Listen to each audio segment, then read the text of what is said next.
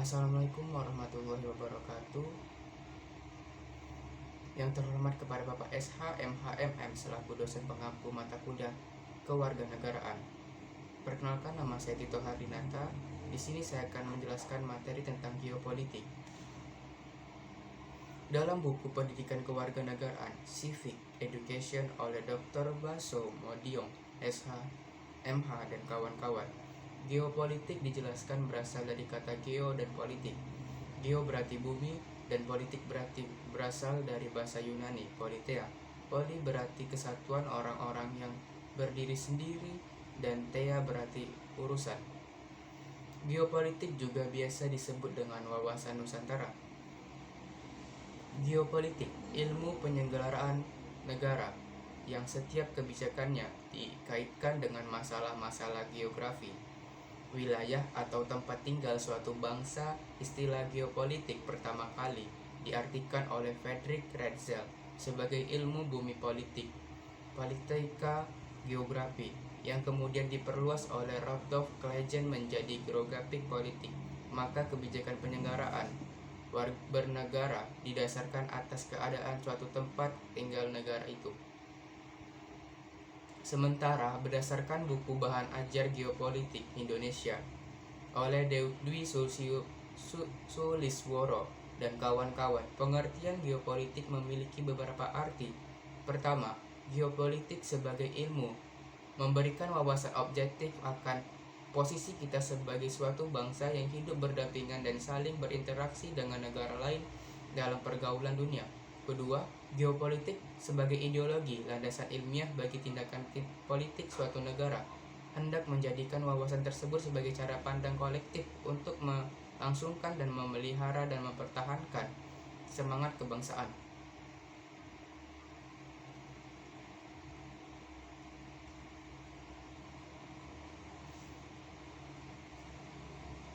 Teori geopolitik. Pertama, Friedrich Ratzel. Tahun 1844 sampai 1904, negara seperti organisme hidup. Pertumbuhan negara mirip dengan pertumbuhan organisme yang memerlukan Lebensraum. Teori dikenal sebagai teori organisme atau teori biologis.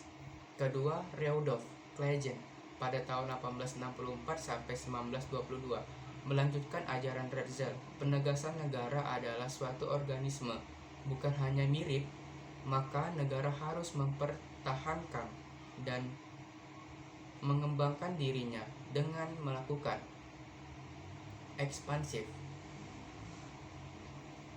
Yang ketiga, Karl Hofer pada tahun 1896 sampai 1946 melanjutkan pandangan Ratzel dan Clagen, perbandingan penduduk dan luas negara, Lebensraum. Untuk mencapai maksud tersebut, negara harus mengusahakan autarki, ekspansi, pembagian dunia menjadi beberapa wilayah.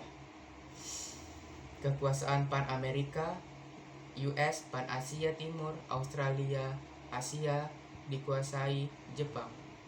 Pan-Rusia, India, Asia Barat, Eropa Timur dikuasai Rusia. Eropa, Afrika, Eropa Barat kecuali Inggris dan Rusia dikuasai Jerman. Teori yang keempat, Hartwald Mackinder tahun 1861 sampai 1947. Teori daerah jantung, penguasaan daerah-daerah jantung dunia. Barang siapa menguasai daerah jantung Eropa Timur dan Rusia, maka ia menguasai pulau dunia, Eropa, Asia, dan Afrika, yang pada akhirnya akan menguasai dunia. Kelima, Alfred Thayer Mahan 1840 sampai 1914.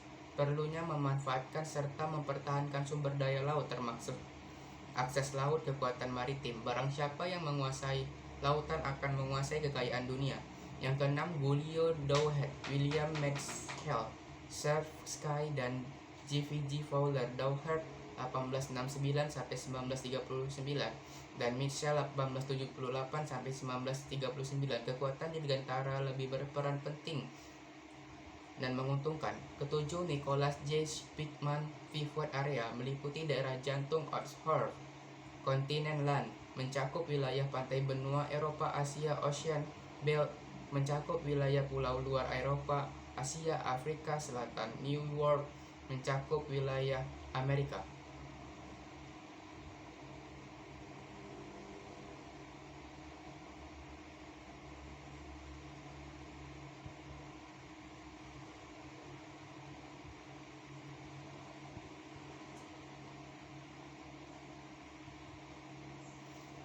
Wawasan Nusantara sebagai geopolitik Indonesia.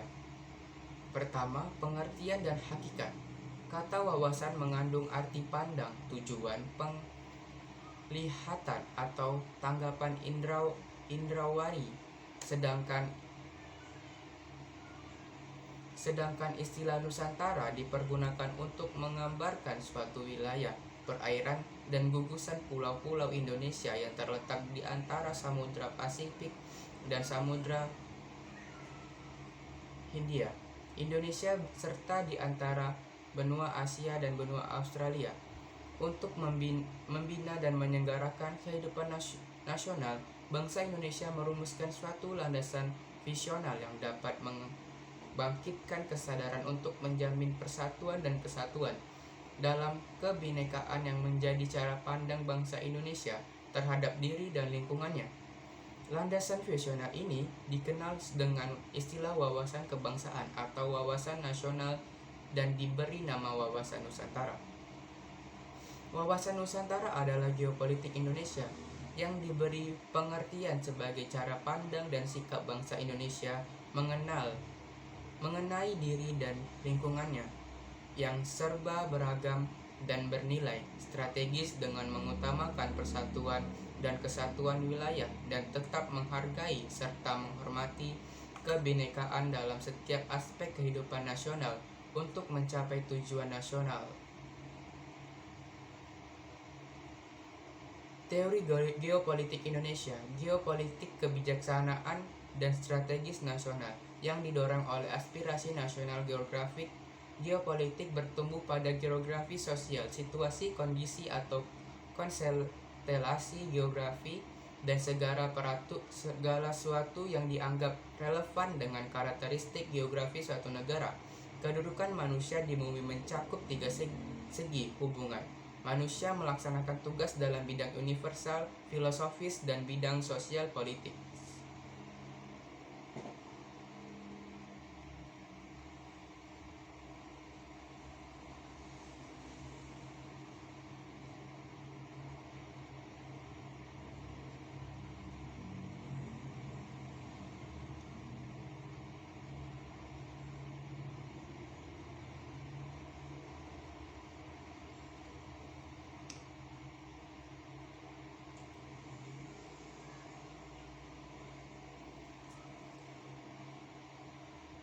Teori geopolitikal Indonesia.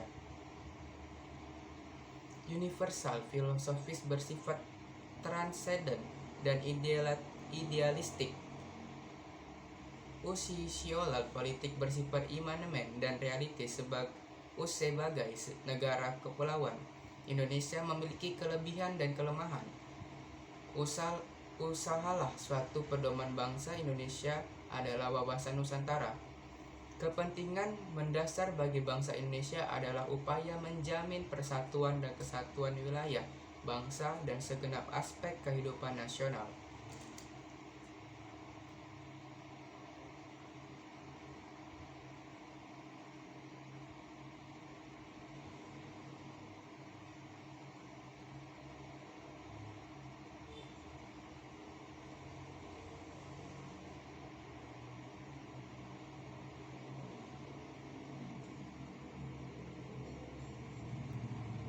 Geopolitik bangsa Indonesia. Pandangan geopolitik Indonesia didasarkan pada nilai ketuhanan dan kemanusiaan yang luhur dalam pembukaan Undang-Undang Dasar 1945. Pada hubungan internasional, Indonesia berpijak pada paham nasionalisme dan menolak pandang Syiafisme.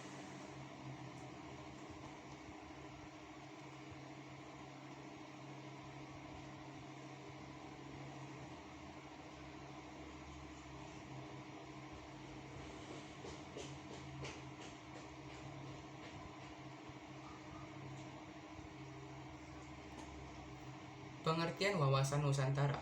Secara etimologis, wawasan Nusantara terdiri dari kata wawasan dan Nusantara.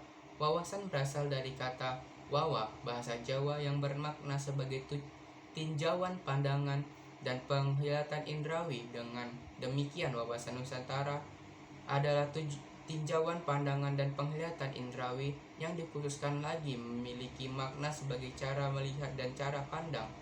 Selanjutnya, Nusantara berasal dari kata nusa dan antara. Nusa artinya pulau atau kesatuan kepulauan.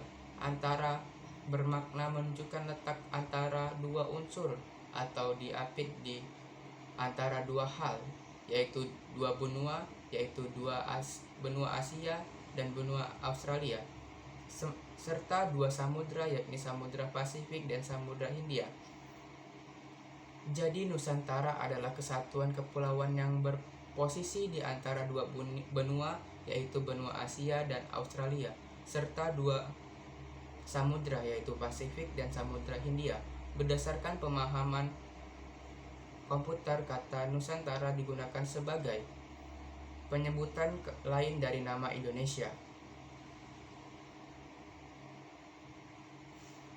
Kedudukan wawasan Nusantara. Wawasan Nusantara memiliki kedudukan sebagai visi bangsa dalam kaitannya dengan kedudukan. Wawasan Nusantara merupakan visi bangsa Indonesia dalam menuju masa depan. Visi bangsa Indonesia sebagai konsep wawasan Nusantara yaitu menjadi bangsa yang satu dengan wilayah yang satu dan utuh pula. Selain itu, dalam paradigma nasional, posisi dan kedudukan wawasan Nusantara adalah sebagai berikut. Pertama, Pancasila sebagai falsifah, ideologi bangsa dan dasar negara, berkedudukan sebagai landasan ide. Yang kedua, Undang-Undang Dasar tahun 1945 adalah landasan konstitusi negara yang berkedudukan sebagai landasan konstitusional. Yang ketiga, GBHN, garis-garis besar haluan negara, sebagai politik dan strategi nasional atau sebagai kebijakan dasar nasional yang berkedudukan sebagai landasan operasional. Yang keempat, ketahanan nasional sebagai konsepsi nasional yang berkedudukan sebagai landasan konsensi nasional, sebagai visi nasional yang berkedudukan sebagai landasan visional.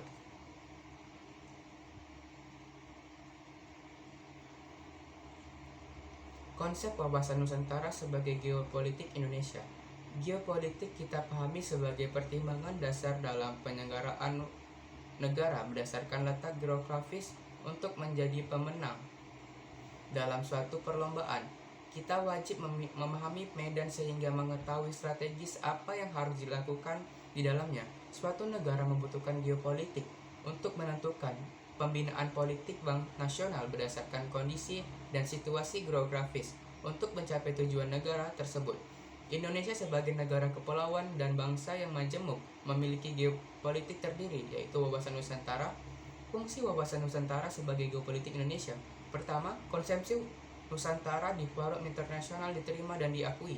Yang kedua, wawasan Nusantara menjadi salah satu sarana integrasi nasional. Yang ketiga, penetapan wawasan Nusantara menghasilkan cara pandang tentang ketentuan wilayah Nusantara yang perlu dipertahankan oleh bangsa Indonesia. Yang keempat, pertambahan luas wilayah sebagai ruang hidup memberikan potensi sumber daya yang besar bagi peningkatan kesejahteraan rakyat. Yang kelima, pertambahan luas wilayah teritorial Indonesia.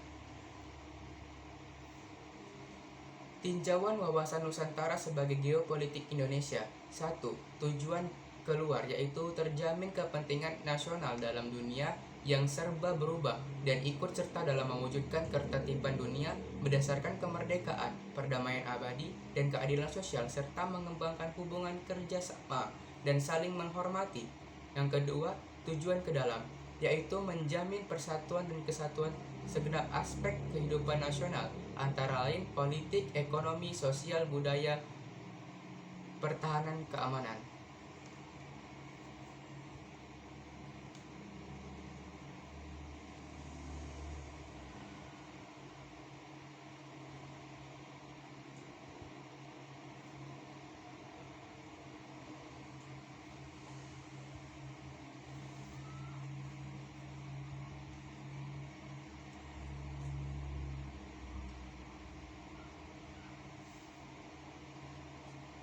Segitu saja materi tentang geopolitik yang saya sampaikan.